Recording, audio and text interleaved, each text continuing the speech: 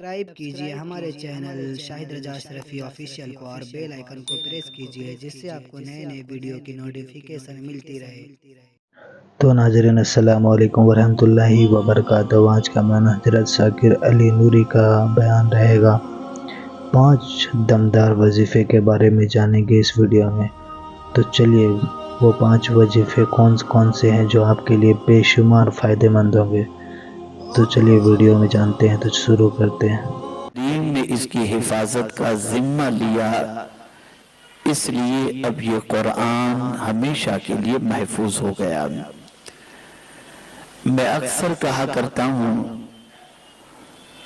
کہ قرآن کی حفاظت کا ذمہ جو میرے رب نے لیا، یہ بھی صدقہ ہے پیغمبر رحمت صلی اللہ علیہ وسلم کا، کہ جب میرے کریم نے قرآن مقدس نازل فرمایا تو رحمت عالم صلی اللہ تعالی علیہ وسلم کو تشویش ہوئی کہ میرے بعد تو کوئی نبی اب آنے والا نہیں ہے، مجھ سے پہلے جن نبیوں پر کتابیں نازل ہوئی یا تو ان کے دور حیات میں یا ان کے بعد ان کتابوں میں تبدیلی پیدا ہو گئی یا تحریف ہو گئی، لیکن میں آخری نبی ہوں، میرے بعد تو کوئی نبی آنے والا نہیں۔ اگر قرآن میں بھی لوگوں نے تبدیلی یا تحریف کا معاملہ کیا تو میری امت کیسے ہدایت پائے گی، اسے راستہ کیسے ملے گا؟ تو یہ اضطراب تھا میرے آقا صلی اللہ علیہ وسلم کا۔ تو اس اضطراب کو دور کرنے کے لیے میرے کریم نے فرمایا اِنَّا نَحْنُ نَزَّلْنَا الذِّكْرَ وَإِنَّا لَهُ لَحَافِظُونَ۔ میرے حبیب تمہیں غمگین ہونے کی ضرورت نہیں ہے، اس سے پہلے کتابیں نازل ہوئیں، لیکن یہ وہ کتاب ہے قرآن جس کی حفاظت کا ذمہ میں خود لے رہا ہوں۔ اب اس کتاب کی شانیں مختلف بیان کی گئی قرآن مقدس میں،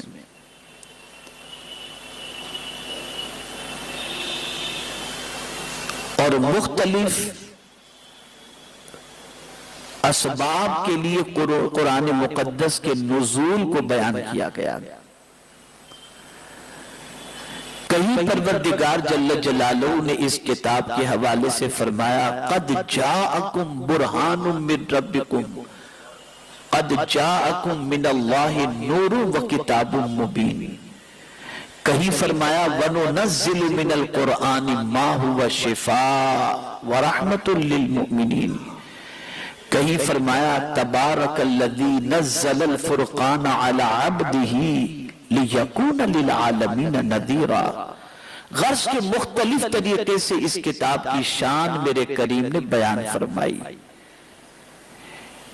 لیکن میں نے جس آیہ کریمہ کی تلاوت کا شرف حاصل کیا اس میں رب قدیر نے فرمایا یا ایھا الناس، اے لوگو، قد جاءتکم موعظۃ من ربکم،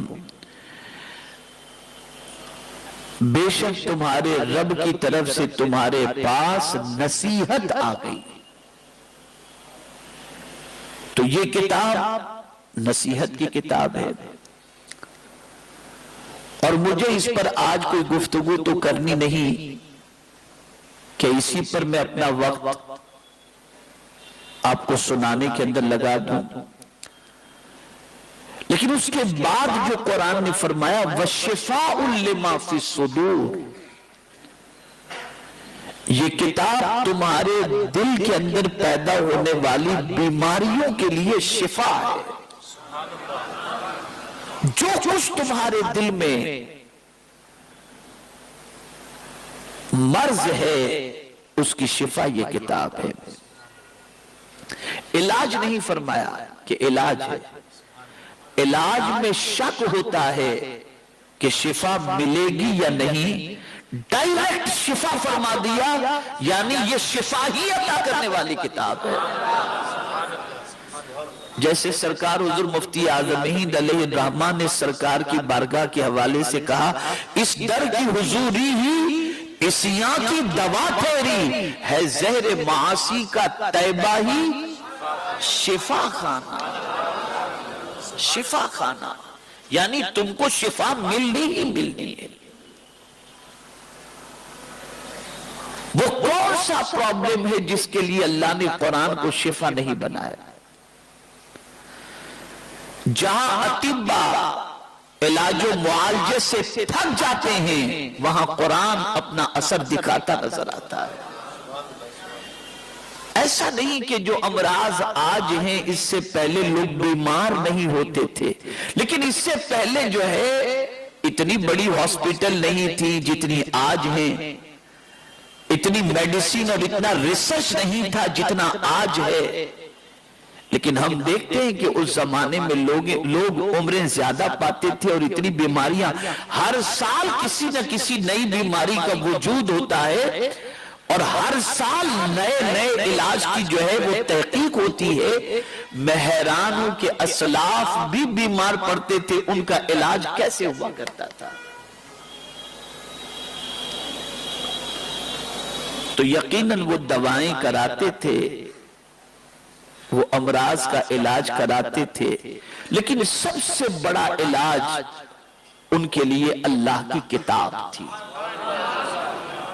اس سے وہ علاج کرتے تھے، اس سے فائدہ حاصل کرتے تھے اور اس کے اثرات کو اپنی زندگی میں محسوس کرتے تھے۔ تو آج چونکہ جہاں میں جاتا ہوں، ملک ہو یا بیرون ملک، میرے پاس آنے والا زیادہ تر کوئی خوشی کی خبر لے کر کے نہیں آتا، پریشانی ہی کی خبر لے کر آتا ہے۔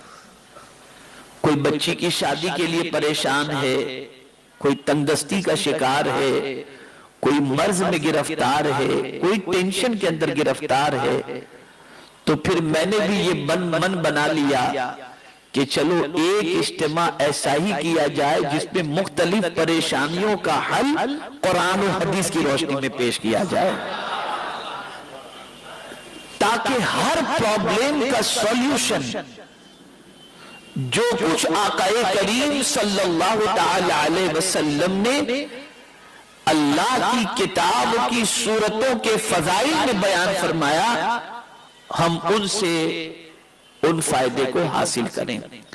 سب سے پہلے جو اس وقت سب سے بڑا پرابلم چل رہا ہے وہ یہ ہے کہ بہت سارے باپ، بہت ساری مائیں اس وجہ سے پریشان ہیں کہ ان کی بچیوں کی عمر بڑھ رہی ہے اور کوئی اچھا رشتہ نہیں آتا۔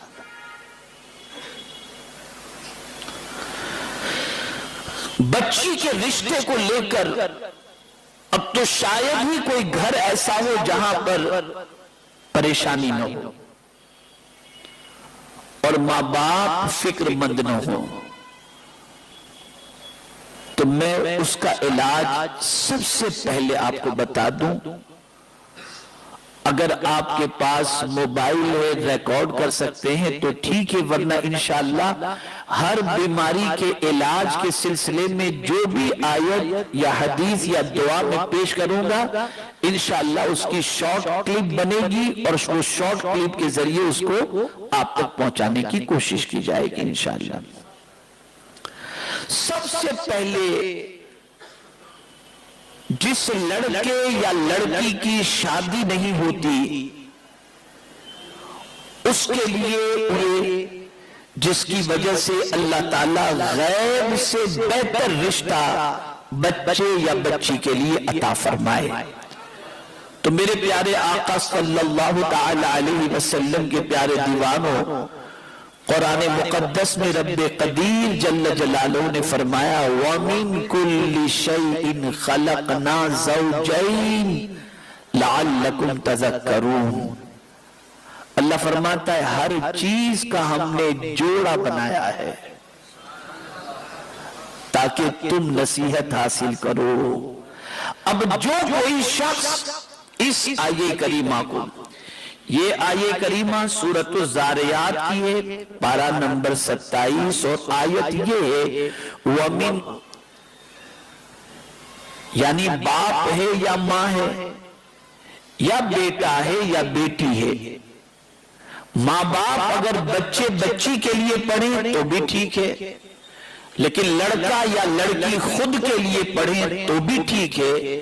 اس کے پڑھنے کا طریقہ یہ ہے، اول آخر 7 مرتبہ درود شریف پڑھیں، اور یہ آیہ کریمہ کو 21 مرتبہ فجر کی نماز کے بعد پڑھیں۔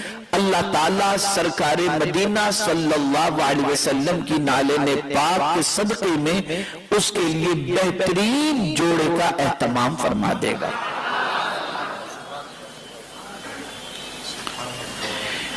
ایک اور عمل ہے اچھے رشتے کے لیے، اور وہ یہ ہے کہ 10 مرتبہ لڑکی یا لڑکا جو بھی اپنے لیے اچھے رشتے کا طلبگار ہے، اسے چاہیے کہ صبح فجر کی نماز کے بعد سورہ اخلاص اول آخر 3 مرتبہ درود شریف پڑھ کر سورہ اخلاص 10 مرتبہ پڑھے، اپنے ہاتھ پر دم کرے اور پانی گلاس میں لے کر پانی پر دم کرے، اپنے چہرے پر ہاتھ بھی پھیرے اور وہ پانی کو تھوڑا سا ہاتھ میں لے کر کے اپنے چہرے پر لگا دے۔ اللہ تعالیٰ اپنے حبیب صلی اللہ علیہ وسلم کے صدقہ و طفیل غیب سے اس کے لیے بہتر رشتے کا اہتمام فرما دے گا۔ تو آج پہلی چیز جو آپ کو بتائی گئی وہ جو بچیاں اور بچے رشتے کے لیے پریشان ہیں، ماں باپ اپنے بچوں کے رشتے کے لیے پریشان ہیں، وہ یہ عمل کریں۔ اب آئیے دوسری پریشانی کی طرف بڑھتے ہیں۔ دوسری پریشانی ہے کہ اس وقت دنیا میں جس کسی کو دیکھو ٹینشن میں آپ کو نظر آئیں گے، اسٹریس، اپسیٹ، پریشان، غمگین۔ آقا کریم رؤوف الرحیم علیہ تحیت و تسلیم نے اپنی امت کے ہر غم کا علاج کیا ہے اور ایسے نسخے عطا فرمائے ہیں جن نسخوں کو اختیار کیا جائے تو اللہ رب العزت جل جلالہ ہر قسم کی پریشانیوں سے نجات عطا فرما دے۔ میرے آقا صلی اللہ تعالی علیہ وسلم نے ارشاد فرمایا، جو شخص لا حول ولا قوت الا باللہ پڑھے،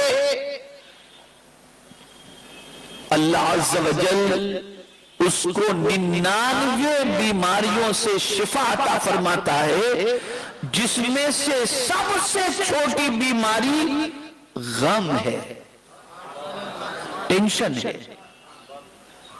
یہاں بہت سارے لوگ تھوڑی سی مسٹیک کرتے ہیں کہ لا حول ولا قوت الا باللہ العلی العظیم پڑھتے ہیں، تو یاد رکھیں کہ حدیث میں صرف اتنا ہی آیا ہے، لا حول ولا قوت الا باللہ۔ اور یہاں ایک اور بات عرض کر دوں کہ ہماری جو سوچ ہے نا، وہ دنیا کے ٹینشن سے نجات حاصل کرنے کی سوچ ہے، آخرت کی تو فکر ہے ہی نہیں، جبکہ آخرت کا ٹینشن سب سے بڑا ٹینشن ہے، اور آخرت کی فکر سب سے بڑی فکر ہے، لیکن ہم اس کا غم تو لیتے ہی نہیں، نہ اس کا ہم ٹینشن لیتے ہیں۔ آقا کریم صلی اللہ تعالی علیہ وسلم نے چند لوگوں کو کہا لگاتے، جب سرکار صلی اللہ علیہ وسلم نے دیکھا تو میرے آقا صلی اللہ علیہ وسلم نے ارشاد فرمایا کہ کیا تم پل صراط سے گزر چکے ہو؟ کہا نہیں۔ کہا قبر کے سوالات و جوابات سے فارغ ہو چکے ہو؟ کہا نہیں۔ کہا میزان پر اعمال تمہارے تولے جا چکے؟ کہا نہیں۔ حساب کتاب ہو گیا؟ کہا نہیں۔ کہا جس پر اتنا ٹینشن ہو وہ دنیا میں کہے لگائے گا کہ قبر کے سوالات کا ٹینشن، میزان کا ٹینشن، پل صراط کا ٹینشن، اور یہ سب یقینی ہے، ظنی نہیں ہے، گمان والی بات نہیں، ڈیفینیٹ ہے کہ میزان پل صراط وہاں سے گزرنا ہے۔ تو جس کے سر پر اتنا ٹینشن ہو وہ شخص کہے کیسے لگا سکتا ہے؟ تو اس عمل کے حوالے سے لا حول ولا قوت الا باللہ کے حوالے سے محدثین اور صوفیہ فرماتے ہیں اس سے کوئی یہ نہ سمجھے کہ یہ صرف دنیا کے غم کا علاج ہے یا آخرت کے غم کا بھی علاج ہے۔ یعنی اس کے پڑھنے والے کو اللہ دنیا کے غم سے بھی اور آخرت کے غم سے بھی چھٹکارا عطا فرما دیتا ہے۔ یہ اتنا عظیم نسخہ ہے۔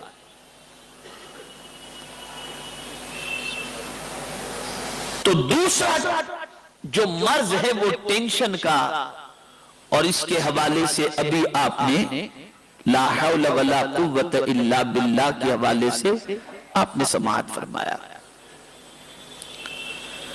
میرے پیارے آقا صلی اللہ تعالی علیہ وسلم کے پیارے دیوانوں، اب تیسری چیز کی طرف آتے ہیں اور اسے بہت اچھی طرح سے ذہن میں محفوظ کر لیں۔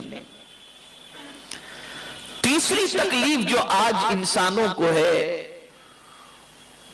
وہ ڈرنا، فیئر، گھبراہٹ، بے چینی، ایسا محسوس ہونا کہ ابھی دل بیٹھ جائے گا، ابھی روح نکل جائے گی، ابھی ہارٹ اٹیک آ جائے گا۔ سوتے ہیں تو چونک کر کے اٹھ جاتے ہیں، طبیعت گھبراتی ہے، بے چینی ہوتی ہے۔ تو اس طریقے سے ماحول ہو تو آپ کو نیریمن پوائنٹ پر جانے کی ضرورت نہیں ہے۔ میں اس کے حوالے سے نسخہ عطا کر دوں۔ حدیث مبارکہ میں آیا کہ اگر کوئی شخص رات کو سوتے وقت ڈرتا ہو یا بے چینی محسوس کرتا ہو تو اسے چاہیے کہ یہ دعا پڑھ لے، اللہ رب العزت اسے سکون عطا فرمائے گا۔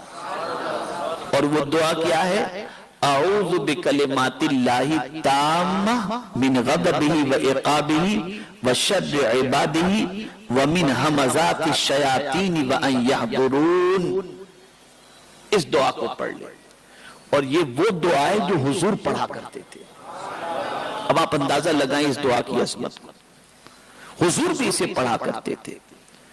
جب کسی چیز کا خوف ہو، ڈر ہو، بے چینی ہو، گھبراہٹ ہو، اسے پڑھیں، ڈر نکل جائے گا، بے چینی کم ہو جائے گی اور سکون عطا فرمائے گا۔ یہ دعا آپ کو نوری اوراد و وظائف کتاب کے اندر باہر مکتبہ طیبہ سے مل جائے گی۔ نوری اوراد و وظائف میں یہ دعا موجود ہے۔ اسی طریقے سے بہت سارے لوگ یہ کہتے ہیں کہ ہم گناہ سے بچنا چاہتے ہیں لیکن گناہ سے بچ نہیں پاتے۔ ہمیں کوئی ایسا عمل بتایا جائے جس کی وجہ سے ہم اپنے دامن کو گناہوں سے بچا سکیں۔ تو میرے آقا صلی اللہ تعالی علیہ وسلم نے ارشاد فرمایا کہ جو شخص سورہ اخلاص کو 10 مرتبہ اور بعض روایت میں 11 مرتبہ اگر صبح کو پڑھ لے تو اللہ رب العزت جل جلالہ شیطان سے اس کی حفاظت فرماتا ہے، اس کی حفاظت فرماتا ہے۔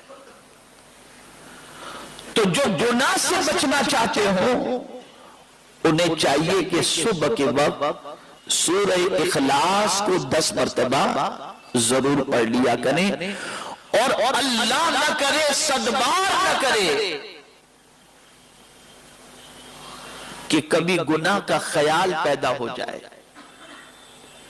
اور گناہ کی طرف طبیعت مائل ہو جائے اور گناہ کرنے کو جی چاہے تو دل سے پڑھے. کیا پڑھے؟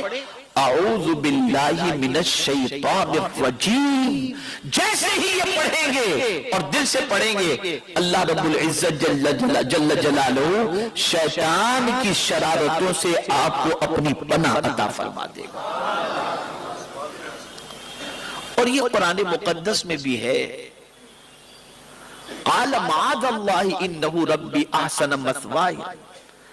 حضرت یوسف علیہ السلام کے ساتھ جب معاملہ درپیش ہوا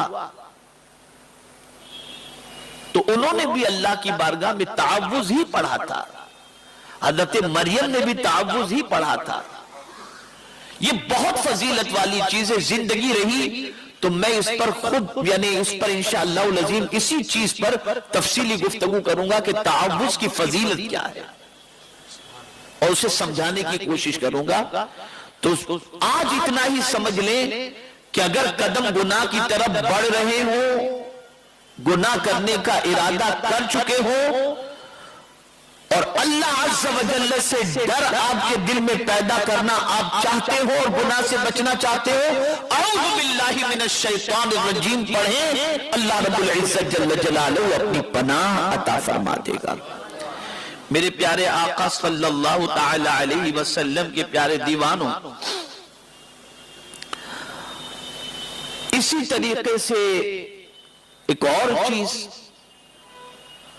بہت ساری بیماریاں ایسی ہیں جس سے انسان شفا چاہتا ہے لیکن جلدی سے اسے شفا ملتی دکھائی نہیں دیتی. مشائخ چشت ہو یا مشائخ قادریہ ہوں، ہر ایک نے علاج کے لیے جس چیز کا سب سے زیادہ انتخاب کیا وہ سورہ فاتحہ ہے. اور سورہ فاتحہ کے ذریعے غریب نواز علیہ رحمہ تو ہر پرابلم کا علاج سورہ فاتحہ سے فرماتے تھے. ہر پریشانی کا، بیماری کا، روزی کا اور جو بھی پریشانی ہوتی اس کا علاج سورہ فاتحہ سے فرماتے. اب آئیے سورہ فاتحہ سے متعلق میرے آقا صلی اللہ تعالی علیہ وسلم کا ارشاد سماعت فرمائیں. اور یہ جو بات میں عرض کرنے جا رہا ہوں یہ مرض سے شفا کے لیے قرآنی نسخہ آپ کو عطا کر رہا ہوں. حضرت عبد الملک ابن عمیر رضی اللہ تعالی عنہ سے مرسلن مروی ہے کہ رسول اللہ صلی اللہ تعالی علیہ وسلم نے فرمایا سورہ فاتحہ میں ہر مرض سے شفا ہے. سورہ فاتحہ میں ہر مرض سے شفا ہے، لیکن اس کو کچھ طریقے بتائے گئے مشائخ کی طرف سے، کچھ تعداد بتائی گئی ہے. اس طریقے سے اگر آپ پڑھیں تو اللہ شفا عطا فرمائے گا. اب اسے ذہن میں محفوظ کر لیں کہ کیسے پڑھنا ہے. اول آخر تین مرتبہ درود شریف اور 7 مرتبہ بسم اللہ الرحمن الرحیم الحمدللہ رب العالمین. میم سے الف لام کو ملا کر بسم اللہ الرحمن الرحیم الحمدللہ رب العالمین. اس طرح سے 7 مرتبہ پوری سورہ فاتحہ پڑھیں. آخر میں 3 مرتبہ پھر درود شریف پڑھیں. مریض خود ہیں تو خود پڑھ کر اپنے اوپر ہاتھ پہ دم کر کے بدن پہ پھیر لیں، یا پانی پر دم کر کے اس پانی کو پی لیں، یا مریض کو دم کر کے آپ دم کر دے مریض کو پڑھ کر کے. تو اللہ تعالیٰ سورہ فاتحہ کی برکت سے مریض کو شفا عطا فرما دے گا. اس لیے کہ یہ سورہ مبارکہ 2 مرتبہ نازل ہوئی اور اس سورت کے ناموں میں سے ایک نام جیسے سورہ فاتحہ ہے ایسے ہی اس کا نام سورۃ الشفا بھی ہے. یہ بہت عظیم سورت ہے، بہت برکت والی سورت ہے. تو ناظرین ویڈیو اگر اچھی لگے تو ضرور ویڈیو کو لائک کریں اور ہمارے چینل پر اگر نئے ہیں تو ضرور سبسکرائب کریں اور اللہ سے دعا کریں کہ اللہ ہمیں نیک عمل کرنے کی توفیق عطا فرمائے. ان سب باتوں پر جتنے حضرت نے بتائیں ان سبھی باتوں پر عمل کرنے کی توفیق عطا فرمائے. اور اللہ سے دعا کرے کہ اللہ ہمیں نیک عمل کرنے کی توفیق عطا فرمائے، ہر بلا مصیبتوں سے، پریشانیوں سے، آفات و بیماریوں سے حفاظت فرمائے۔ تو ناظرین ملتے ہیں اگلی ویڈیو میں، تب تک کے لیے السلام علیکم ورحمۃ اللہ وبرکاتہ۔ ویڈیو اچھی لگے تو ہمارے ویڈیو کو لائک کریں اور ہمارے چینل کو سبسکرائب کریں۔ شکریہ۔